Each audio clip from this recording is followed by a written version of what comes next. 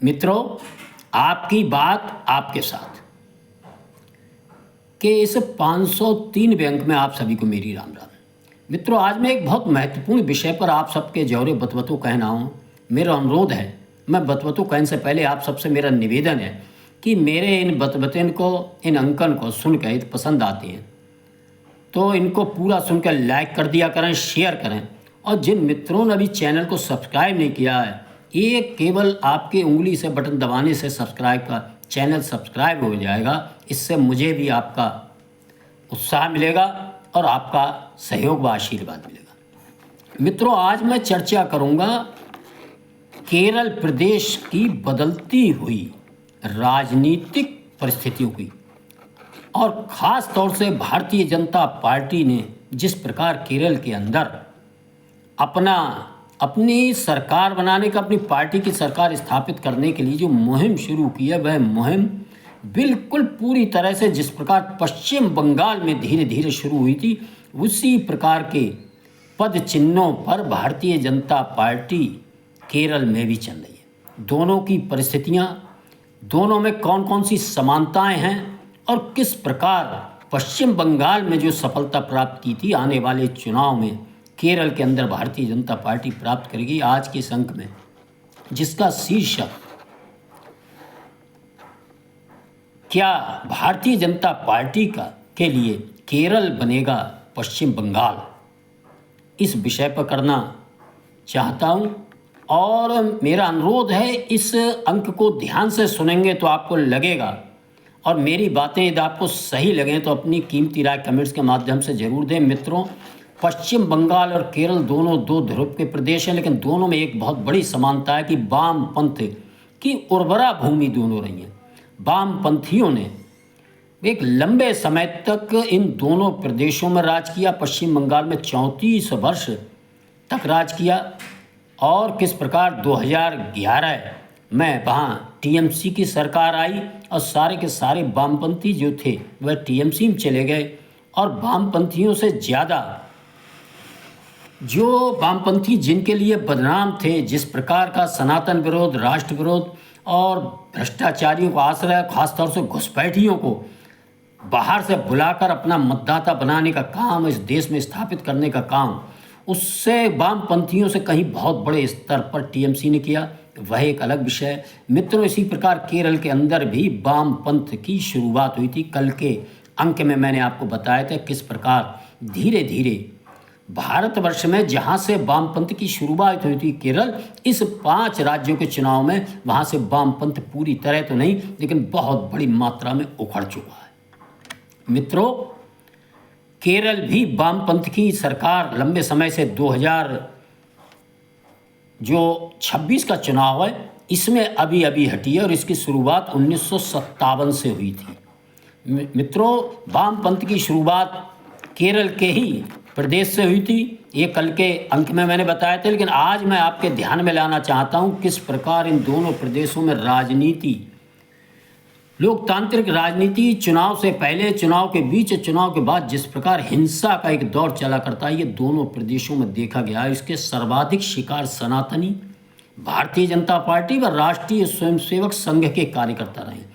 मित्रों, हम सब ने देखा अभी पिछले राज्यसभा में केरल से भारतीय जनता पार्टी ने अपने एक ऐसे ही बहादुर सिपाही कार्यकर्ता, जिनकी टांगें उनके राजनीतिक विरोधियों ने किस प्रकार वहाँ काट दी थी, और इस प्रकार की हिंसा में वहाँ सैकड़ों कार्यकर्ताओं ने अपने प्राण गंवाए, अंग भंग हुए, और अपने घर परिवार और अपनी दुकानों को धूल धूसरित होते देखा। एक लंबा इतिहास केरल में भी रहा है, और पश्चिम बंगाल के बारे में तो हम जानते ही हैं। सदानंद मास्टर साहब, उनको राज्यसभा का सदस्य बनाकर ये पूरे देश के सामने एक केरल की राजनीति का इस दुखद पहलू को सामने रखने का काम किया था। मित्रों, आप सब देखेंगे जिस प्रकार पश्चिम बंगाल के अंदर 2016 के चुनाव में 11% के लगभग वोट लेकर भारतीय जनता पार्टी ने 3 सीटों के साथ अपनी शुरुआत की थी, और शुरुआत को आगे बढ़ाते हुए 2021 के चुनाव में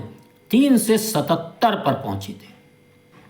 और मित्रों, लगातार हिंसा दर हिंसा झेलते हुए भारतीय जनता पार्टी के समर्थक कार्यकर्ता नेता जूझते रहे और उन 77 से किस प्रकार 5 वर्ष के अंदर अपने उस समर्थन को 77 से 207 तक पहुंचाने का जो काम किया वह एक आश्चर्यजनक। देश की आज़ादी के बाद मैं नहीं समझता 1977 के चुनाव के बाद जिसमें जनता पार्टी जीती थी, इमरजेंसी की काली यादों से जनता ने अपना मुक्ति पाई थी, जिस प्रकार का हर्ष शायद देश की आज़ादी के बाद या 77 के चुनाव के बाद यदि कोई हर्ष व्यक्त किया था, प्रभु श्री राम के मंदिर का जो भव्य उद्घाटन हुआ था उस दिन जिस प्रकार का उत्साह देश के अंदर था मित्रों, उससे कहीं कम उत्साह इस समय पश्चिम बंगाल व देश के अंदर लोगों में आप महसूस कर रहे होंगे। वह पश्चिम बंगाल में भारतीय जनता पार्टी की विजय और टीएमसी की हार है। मित्रों, दूसरी तरफ मैं आपका ध्यान दिलाना चाहूँगा, केरल के अंदर भी लंबे समय से ऐसा नहीं है, केरल में भारतीय जनता पार्टी का मात्र संगठन राष्ट्रीय स्वयंसेवक संघ अपने शुरुआत से ही केरल में अपनी जड़ें जमा चुका था और बहुत वहाँ का संगठन भी मजबूत है। और इसी कारण भारतीय जनता पार्टी हो, वनवासी आश्रम हो, विद्यार्थी परिषद हो, राष्ट्रीय स्वयंसेवक संघ के कार्यकर्ताओं को इन राजनीतिक हिंसाओं का बहुत बड़ी मात्रा में केरल के अंदर भी शिकार होना पड़ा। सैकड़ों कार्यकर्ताओं की वहाँ क्रूरतापूर्वक हत्या की गई, सैकड़ों कार्यकर्ताओं ने जेल काटी, सैकड़ों कार्यकर्ता हजारों की संख्या में वहाँ किस प्रकार विकलांग हुए, ये सब हम सब ने देखा था। आज उसी प्रदेश में जो जगत गुरु शंकराचार्य का प्रदेश, इनसे भारत की एकता एकात्मता के प्रेरणा स्रोत क्या प्रदेश, मूल प्रदेश किस प्रकार मित्रों आज वहाँ का राजनैतिक चरित्र देखेंगे और धार्मिक आधार का चरित्र देखेंगे तो आप आश्चर्य करने लगेंगे कि वहाँ अल्पसंख्यक मतों के कितनी बहुतायत है। 18% वहाँ ईसाई है और 26% के लगभग वहाँ मुस्लिम मतदाता हैं और लगभग 55% हिंदू मतदाता, उसमें भी वामपंथ मित्रों।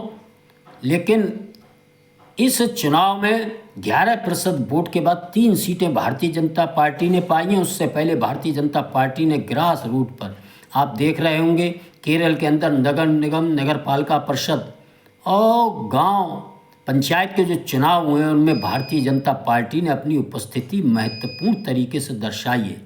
ये एक सुखद संकेत है कि केरल भी पश्चिम बंगाल भारतीय जनता पार्टी के लिए बनने की राह पर चल पड़ा है।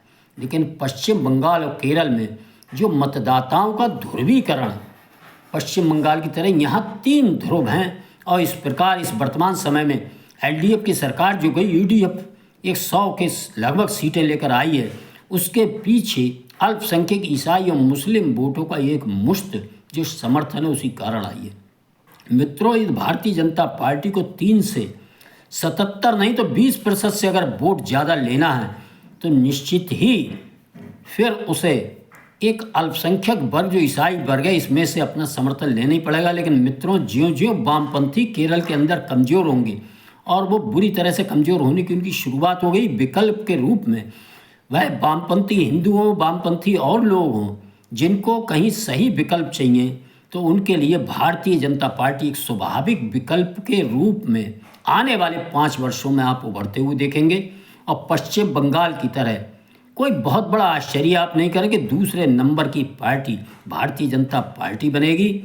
और इसी प्रकार जिस प्रकार अपने संघर्षों, अपने कार्यकर्ताओं के परिश्रम और लगन से पश्चिम बंगाल में जो एक अकल्पनीय दृश्य था वह सरकार बनाने का भारतीय जनता पार्टी की जय श्री राम का नारा, सनातन की बात कहते हुए दृढ़ता से वह सपना निश्चित ही भारतीय जनता पार्टी के कार्यकर्ता, राष्ट्रीय स्वयंसेवक संघ के कार्यकर्ताओं ने जो लंबे समय से केरल में पूर्ण करने का सहयोग था, इसके लिए वह संघर्ष कर रहे थे। आने वाले चुनाव में आप देखेंगे कि पश्चिम बंगाल की तरह केरल के अंदर भी भारतीय जनता पार्टी अपनी सबका साथ, सबका विकास, सबके प्रयास से निश्चित ही बनाने में सफल होगी। इसी आशा विश्वास के साथ इस अंक में मैं अपनी वाणी को विराम देते हुए मेरा अनुरोध है कि चैनल को लाइक करें, शेयर करें और अपनी कीमती राय कमेंट्स के माध्यम से जरूर दें। धन्यवाद। जय श्री राम, जय श्री वाल्मीकि भगवान, भारत माता की।